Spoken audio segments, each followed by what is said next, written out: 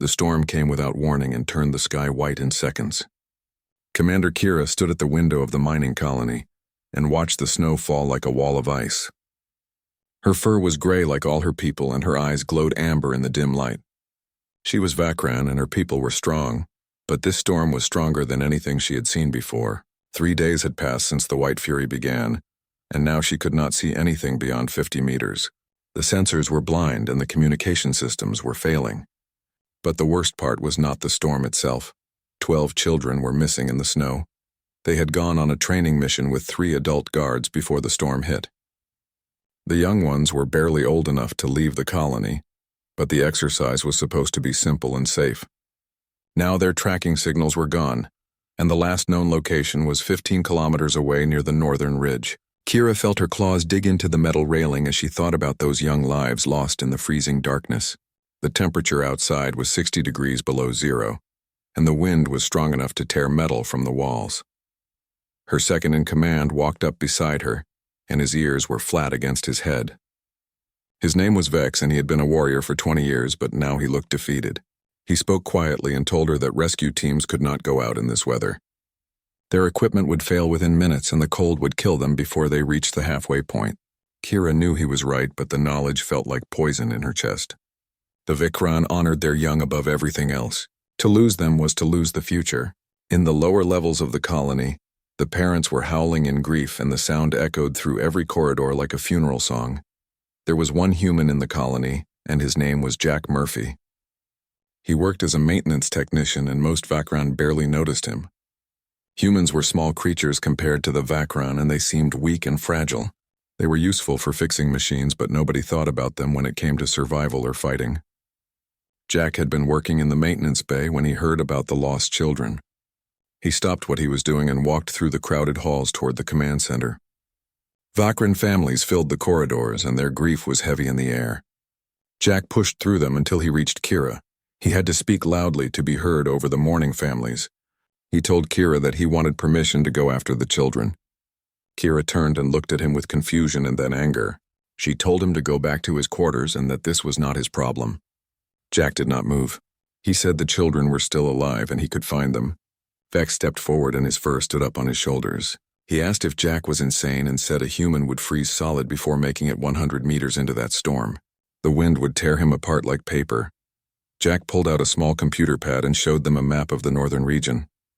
He explained that he had been studying the rock formations and found something interesting. There were old lava tubes running through the ridge from volcanic activity thousands of years ago. If the children were smart, they would have taken shelter in those caves. The problem was that Vakran could not navigate in a complete whiteout, and their electronic equipment was failing because of the storm interference. Kira asked him how he planned to navigate where her people could not. Jack explained that humans had evolved as hunters on a planet with extreme weather changes. They developed different abilities than the Vakran. Humans could control their body heat better in extreme cold, and Jack had equipment designed for the worst conditions Earth had ever created. More importantly, Jack said he did not need electronic navigation. He could find his way using basic methods like counting steps and reading the wind and using natural landmarks that did not need sensors. Kira studied the human standing before her. He was tall for his species and almost reached her shoulder. His hair was dark and his eyes were brown and steady. His body was thin and wiry without the heavy muscles of a Vakran warrior. But something in the way he stood made her pause. There was determination in his posture that seemed unbreakable. She told him the blizzard would kill him and she could not allow it. Jack said with respect that she did not have another choice. He was going into the storm whether she gave permission or not. He only wanted her blessing and access to the supply depot. The command center went silent except for the howl of wind outside. Kira made her decision. She told Jack to take what he needed but warned him that if he died out there, his body could not be retrieved until spring came. Jack nodded and said he understood, but he was not planning to die that day.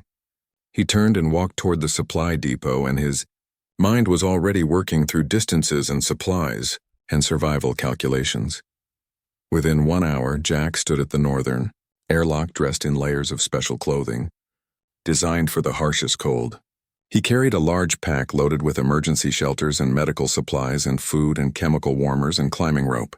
His face was covered by a thermal mask and his eyes were protected by goggles that could filter the blinding white snow. Kira came to see him leave, and several parents whose children were lost came with her. She placed one large clawed hand on his shoulder and told him, "May the stars guide his path." She asked him to bring their young ones home. Jack promised he would. Then he stepped into the airlock and the inner door sealed behind him. When the outer door opened, the storm roared inside like a living creature hungry for victims. The wind screamed and the cold hit like a hammer and snow flew in every direction. Jack leaned forward into the wind and began walking north. Within seconds, the colony disappeared behind him and was swallowed by the white emptiness. The Vakran watched him go on their monitor screens until even the infrared sensors lost his signal. Many thought he was brave. Most thought he was simply choosing to die. But all of them hoped he would succeed because hope was all they had left. The cold attacked Jack like it wanted to kill him personally. Even through all his layers of protection, the freezing air found ways to reach his skin. The wind screamed in his ears so loud he could not hear his own thoughts, and snow hit his goggles with such force that he had to wipe them clean every few seconds. He could barely see his own hands when he held them in front of his face. The world had become nothing but white noise and stinging ice and cold that wanted to steal the life from his body. But Jack had prepared for exactly this situation. Before leaving the colony, he had memorized every detail of the maps and studied how the wind moved in this region, and calculated the most likely path the Vakran children would have taken. Now he used skills that his ancestors had used to cross frozen lands on Earth, long before technology made survival easy. He pushed a bright marker stake into the snow every 50 meters so he could follow his own trail back home. His compass was mechanical and old-fashioned, so the electromagnetic interference could not affect it. He counted every step he took and felt the slope of the ground under his boots and used the direction of the wind to keep moving north. The first hour was brutal beyond description.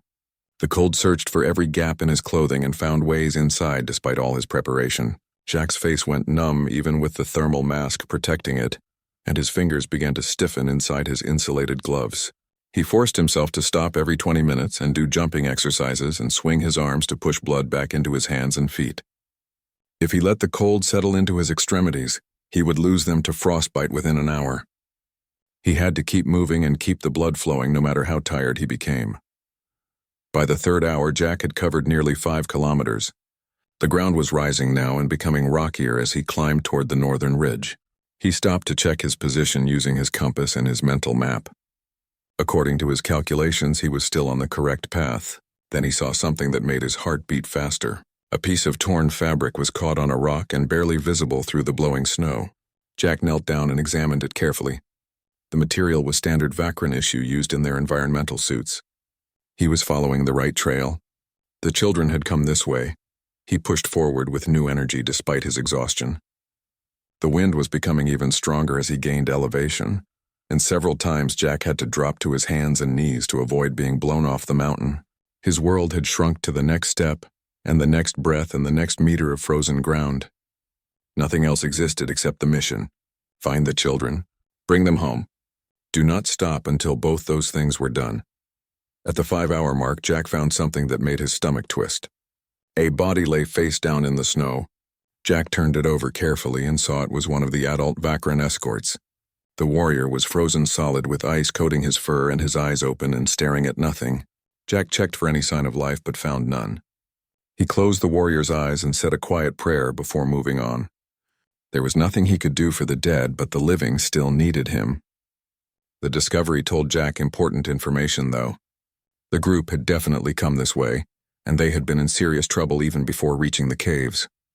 He increased his speed despite the burning pain in his muscles and the ice that was forming in his beard under the mask. 2 hours later, darkness began to fall, and the temperature dropped even further. Jack found the entrance to the lava tube system. It was exactly where the geological surveys had indicated and partially hidden by drifting snow. A dark opening in the rock face beckoned him forward. Jack's heart pounded with hope as he approached the cave mouth. He pulled out his flashlight and shone the beam into the darkness. The light revealed a tunnel stretching back into the mountain with walls that were smooth and curved from ancient molten rock. More importantly, he saw tracks in the dust and ice. Multiple sets of Vakran footprints led deeper into the cave system. Jack shouted hello into the tunnel and his voice echoed back from the stone walls, but there was no response. He moved deeper into the cave, following the tracks carefully. The tunnel split into different paths several times, and at each junction, Jack had to decide which way to go based on which direction showed the most recent disturbances. The temperature inside the caves was warmer than outside, but still dangerously cold at around 20 degrees below zero. It was survivable for a short time, but not for days. After walking nearly a kilometer through winding passages, Jack heard something that made him stop. A faint whimpering sound came from somewhere ahead. He broke into a run with his flashlight beam bouncing wildly off the curved walls. He emerged into a larger chamber and stopped so suddenly he almost fell. They were here.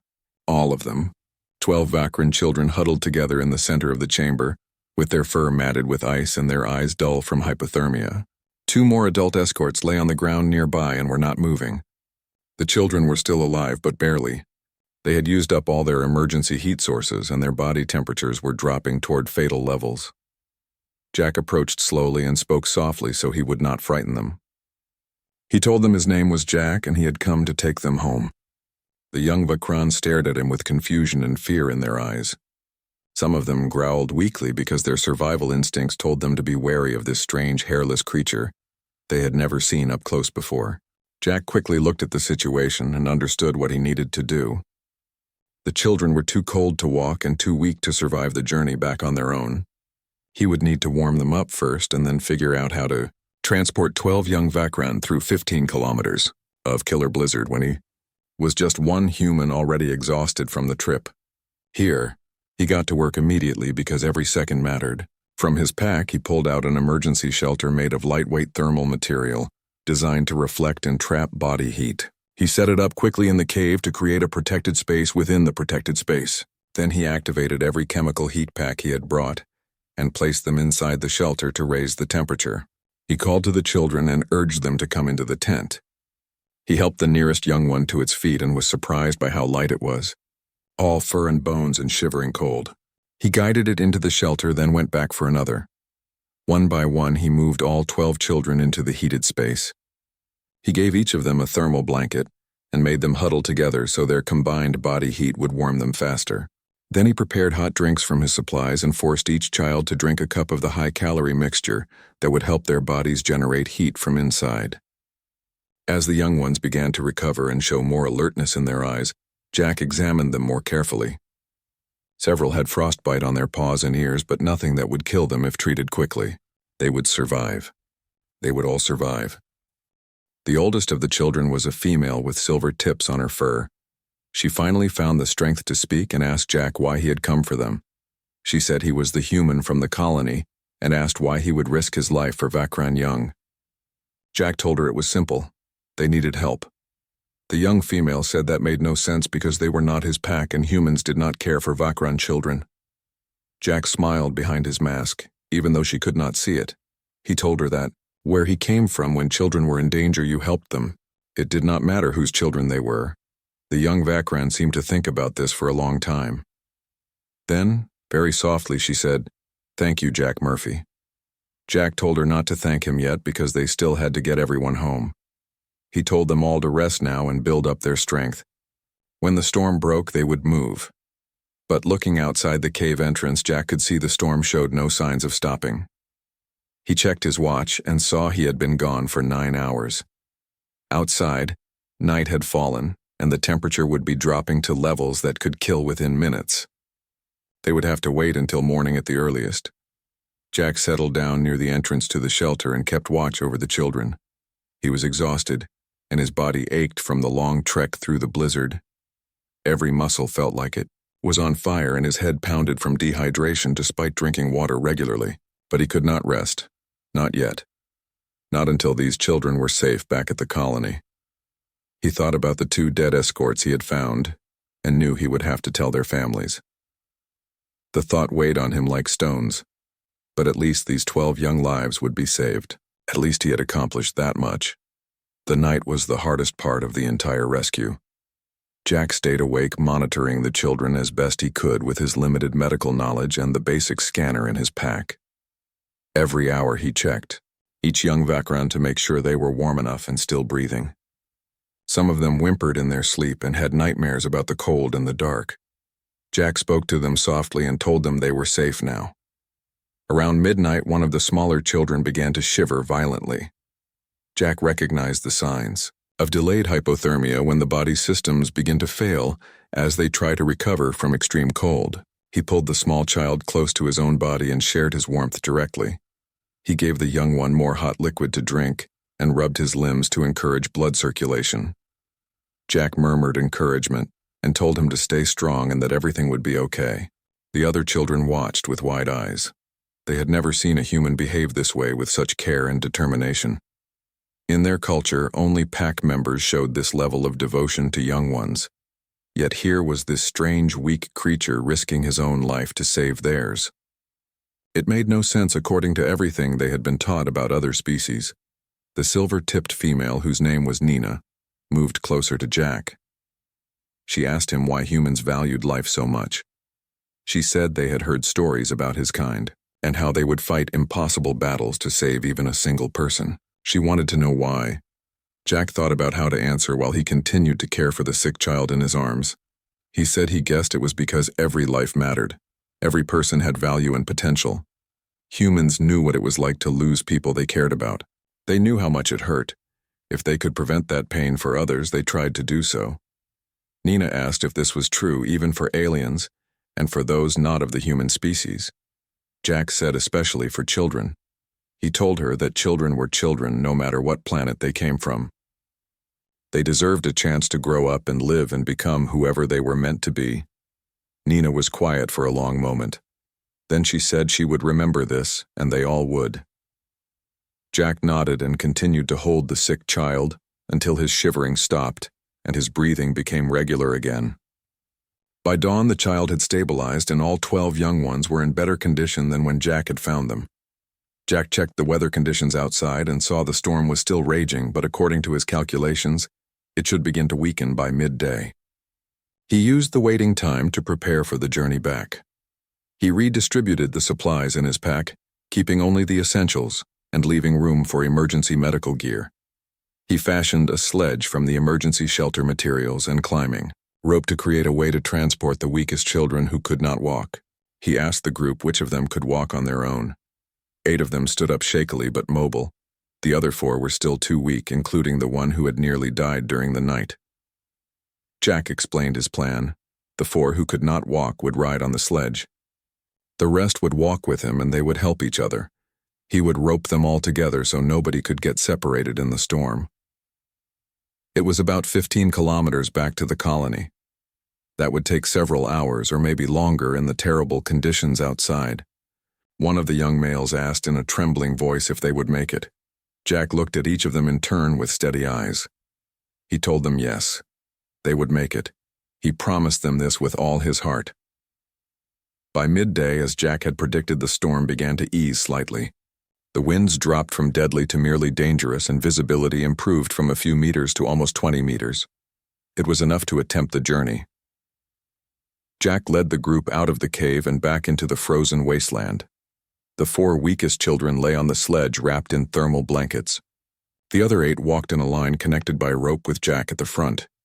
He had given them his spare goggles and masks that he had cobbled together from his emergency supplies and parts of his own gear. Some of the children would have to share or take turns, but it was better than nothing. The journey back was a nightmare worse than the journey out. Jack pulled the sledge while simultaneously guiding the walking children and constantly counting heads to make sure no one had fallen behind. The rope connecting them was a lifeline in more ways than one. Every hour Jack called a halt to check on everyone, and to share out rations and hot drinks and to rewrap frostbitten extremities that needed attention. The children were brave and pushed through exhaustion and fear. They trusted this strange human to lead them home even though they barely knew him. At the halfway point, Jack's strength began to fail. He had been awake for over 30 hours and had trekked more than 25 kilometers through conditions that should have killed him. His muscles screamed, and his lungs burned from breathing. Frozen air and his core temperature was dropping despite all his gear, but he could not stop. The children were depending on him. If he stopped now, they would all die together in the snow. He put one foot in front of the other and pulled the sledge and kept counting steps because that was all he could do. Nina noticed that Jack was struggling. She saw him stumble and catch himself and stumble again. She moved up beside him and told him he must rest. She said she would help pull the sledge. Jack tried to tell her she was not strong enough, but his voice came out as barely more than a whisper. His throat was raw from breathing frozen air for so long. Nina said firmly that they would all pull together. She organized the other walking children, and they took positions around the sledge, adding their small strength to Jack's failing efforts. Together, they continued forward through the white emptiness. The sun began to set again, painting the snowy landscape in shades of pink and orange. Jack saw lights in the distance, and his heart jumped. The colony. They had made it. He tried to walk faster, but his legs would not obey his commands anymore. He stumbled and nearly fell, but the children caught him. Nina spoke clearly and told him they had him now. She said it was their turn to carry him home. The young Vakran supported the human who had saved them and helped him toward the distant lights. Jack's vision was blurring, and he knew he was on the edge of hypothermia himself. His body had given everything it had, and there was nothing left. But it did not matter anymore. The children would make it. They were almost home. The colony's sensors picked up the group when they were still a kilometer away. Alarms began to sound, and the entire population rushed to the observation windows and monitor screens. What they saw was impossible yet undeniable. Through the dying storm illuminated by the colony's external lights came a strange procession. At its center was the human Jack Murphy, barely standing and covered head to toe in ice and snow. Around him were the lost children. 12 young Vakran supporting their rescuer as much as he was guiding them. Behind them came the sledge carrying the weakest ones. They were all alive. Every single one of them was alive. In the command center, Commander Kira felt her legs go weak. She had spent the last 36 hours in mourning. She had been certain that her young ones were dead and that the human who went after them had died as well. She had prepared herself to face the grieving families with nothing but sorrow and apologies. Now hope blazed in her chest like a star being born. She commanded her people to open the northern airlock. She ordered medical teams to prepare for hypothermia treatment. She told all personnel to gather in the main hall. They were coming home. The word spread through the colony faster than fire. Parents who had been lost in grief suddenly surged with desperate hope. The mourning howls that had echoed through the corridors for days transformed into something else entirely. A sound of anticipation and disbelief and joy struggling to be born against all odds. When the group reached the airlock, willing hands pulled them inside. Jack was barely conscious. His body was finally giving in to exhaustion now that the goal was reached. He felt himself being lifted and heard voices around him speaking in the Vakran language. He felt the blessed warmth of the colony's interior washing over him. Jack tried to speak and tell them to check the children first. Kira's voice came strong and clear, telling him the children were well. She said thanks to him they were all well. The medical team descended on the group like a swarm. They scanned and treated and warmed. The children were rushed to the infirmary where their parents waited with tears streaming down their furred faces. There were reunions and embraces and sounds of joy and relief that rang through the halls like music. Parents held their children and cried and gave thanks to every god they knew. The young ones told the story of how the human had walked into the storm and found them and saved them all. Jack was taken to the medical bay where the colony's doctor worked to bring his core temperature back to normal. Warm fluids were pumped into his veins and heated blankets were wrapped around his body. Slowly and painfully, Jack began to thaw. He drifted in and out of consciousness. When he was aware, he saw Vakran faces looking at him with expressions he could not quite read. There was concern, certainly, but something else too. Something like wonder and respect and gratitude all mixed together. It took 3 days for Jack to fully recover. During that time, the colony was transformed. The grief and despair that had hung over the settlement like a dark cloud had been replaced by celebration. But more than that, something fundamental had shifted in how the Vakran viewed the lone human among them. Word of Jack's deed spread beyond the colony. Messages were sent to the Vakran homeworld and to the fleet and to settlements across the sector. The story was simple but powerful. A human had risked his life to save Vakran. Children not because he had to and not because he would gain anything from it, but simply because it was the right thing to do. When Jack was finally released from medical care, he was met by Commander Kira and a group of the colony's elders. They stood in the main hall, and behind them was gathered what seemed like every single colonist. Kira began to speak in a formal voice thick with emotion. She told Jack that he had done something the Vakran believed was impossible. He had ventured into conditions that would kill any of their warriors. He had navigated without technology through a blizzard that blinded their sensors. He had brought back their young ones from certain death. She paused, and Jack saw that her amber eyes were shining with unshed tears. She told him he had shown them the true meaning of courage. Not the courage of a warrior seeking glory, but the courage of a protector willing to sacrifice everything for those who could not protect themselves. In their culture, such an act could only be honored in one way. Kira stepped forward and placed both of her large clawed hands on Jack's shoulders. She named him friend of the den and protector of the young and brother to the Vakran people. From this day forward, he was Pack. Their young were his young. Their home was his home. If he ever needed them, they would come no matter the distance and no matter the danger. A great howl rose from the assembled Vakran. It was a sound of acceptance and honor that shook the walls. Parents of the rescued children came forward. Each touched Jack's hand or shoulder. Each spoke words of gratitude in their native tongue that Jack did not understand but felt in his heart. Last came the children themselves, led by Nina. They had all recovered well, though a few bore the scars of frostbite that would mark them for life. They formed a line before Jack, and Nina spoke for all of them. She told Jack that he had carried them through the storm when they could not walk. He had warmed them when they were cold. He had fed them when they were hungry. He had given them hope when they had none. They were alone in the dark, waiting to die, and he came for them. Her voice broke slightly. She said they would never forget what he did. When they were grown and became warriors and explorers and builders, they would tell their own young ones about the human who walked into a blizzard to save 12 Vakran children he had never met. They would tell them that courage comes in many forms and that family is not always defined by blood or species. 3 months after the rescue, Jack stood again at the observation window of the colony's main hall, watching the landscape beyond. Spring had come to this frozen world, and the snow was beginning to melt, revealing the rocky terrain beneath. The storms had passed, and the mining operation was back to full capacity. But everything had changed in ways that went far deeper than the weather. Jack was no longer the forgotten maintenance technician that nobody noticed. Now he could not walk 10 meters without someone stopping to talk to him or to share a meal, or to ask his advice on various matters. The children he had rescued followed him around like a pack whenever they saw him. They chattered excitedly about their lessons and their games, and asked him endless questions about Earth and humans and what life was like on his homeworld. Jack found himself becoming a teacher and a friend and something like an uncle to 12 young Vakran who saw him as a hero. More than that, Jack's actions had created ripples that spread outward in ways he never expected. The Vakran homeworld had declared him a hero of the people, which was an honor rarely given to non-Vakran. Other human settlements in the sector reported improved relations with their Vakran neighbors. Old suspicions were fading. The Terran Coalition and the Vakran Collective announced plans for expanded cooperation and cultural exchange programs, all because one man had walked into a storm and refused to let children die alone in the cold. Kira approached him at the window. She asked if he was deep in thought. Jack smiled and said he was just thinking about how strange life could be.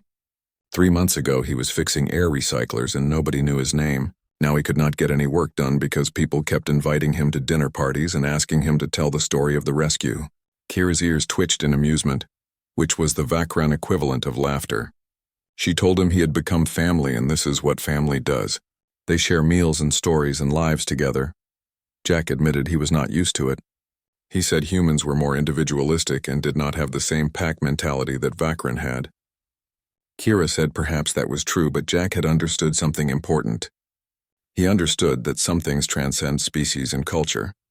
The love of a parent for a child, the duty of the strong to protect the weak, the courage to act when others would stand by and do nothing. She was quiet for a moment, then told him she had been in contact with the collective's leadership. They were interested in a proposal she had made for a program to foster better understanding between their species. Exchange programs and joint training exercises and shared missions. The Vakran had much to learn from humanity, and she believed humans had much to learn from the Vakran. Jack said that sounded ambitious. Kira agreed and said she would like him to help lead it. He had shown them what was possible when their peoples worked together. Would he help them build on that foundation? Jack looked out at the alien landscape and thought about the 12 young lives he had saved. He thought about the connections that had been forged in a storm. He thought about Nina and the other children growing up with a different understanding of what humans could be and what cooperation between species could achieve. He told Kira yes, he would help, but only on one condition. She asked what condition. Jack said she had to stop calling him friend of the den in formal settings. His friends just called him Jack. Kira's ears twitched again, and she said she would consider it. Far away on the Vakran, homeworld in the grand halls where the history of the people was recorded, a new entry was being carved into stone. It told the story of a human named Jack Murphy who had walked into a killing storm to save children that were not his own, who had carried them through the white death when they could not walk, who had risked everything for nothing more than the belief that it was the right thing to do. The story would be told to Vakran young ones for generations. It would become a lesson in courage and compassion and the possibility of friendship between different peoples. Some would say it was myth and too perfect to be true. But those who had been there and who had seen Jack Murphy walk out of the storm covered in ice and snow, carrying the future of the colony in his hands and in his heart, knew it was real. They would never forget. In the years that followed, the colony on this frozen world became a symbol of interspecies cooperation. Humans and Vakran worked side by side, learning from each other and building something new together. Other species took notice, and slowly old barriers began to fall. Trust began to grow where there had been suspicion. Friendship began to bloom where there had been indifference. It started with 12 children lost in a storm.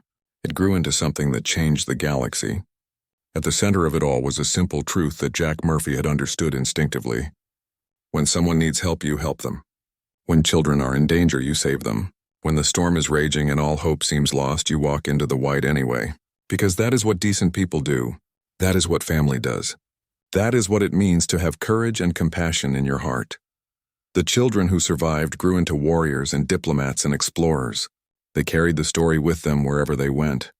They told it to their own children and to anyone who would listen. Nina became a commander like Kira and led joint human and Vakran expeditions to distant worlds. She never forgot the human who saved her life, and she made sure others never forgot either. In every human and Vakran settlement across the stars, the story of Jack Murphy was told and retold. It changed slightly with each telling, but always kept the same essential truth at its core. One person can make a difference. One act of courage can change everything. Sometimes the strongest thing you can do is walk into a storm to bring lost children home. Jack Murphy never sought glory or recognition. He just wanted to fix machines and do his job and live a quiet life. But when the moment came, and when the choice was between comfort and courage, between safety and sacrifice, he chose to act. In doing so, he showed the galaxy what humanity could be at its best. Brave and compassionate and utterly unwilling to leave anyone behind, no matter how dangerous the path forward might be. The pack had mourned their young and prepared for the terrible grief of loss. But the human walked in covered in snow and ice and carried them all home through the killing storm. That was the story. That was the truth. That was the legacy that would echo through the stars for as long as both species drew breath. On cold nights when the wind howled and the snow fell, parents would gather their children close and tell them the tale. They would say that courage is not about being fearless. It is about being afraid and acting anyway. It is about caring more for others than for yourself. It is about walking into the darkness when everyone else stays in the light. Jack Murphy taught them that lesson without meaning to. He simply did what he thought was right, and in doing so became something more than he ever imagined. He became a bridge between worlds. He became proof that different species could understand each other and care for each other and sacrifice for each other. He became hope made flesh, walking through a blizzard with 12 small lives depending on him. The storm had tried to take those children. The cold had tried to claim them. Death itself had reached out with frozen fingers. But one human said no. One human refused to accept that outcome. One human walked into hell and brought heaven back with him. That was the power of one person who refused to give up. That was the strength of one heart that would not break. That was Jack Murphy, and his story would never die.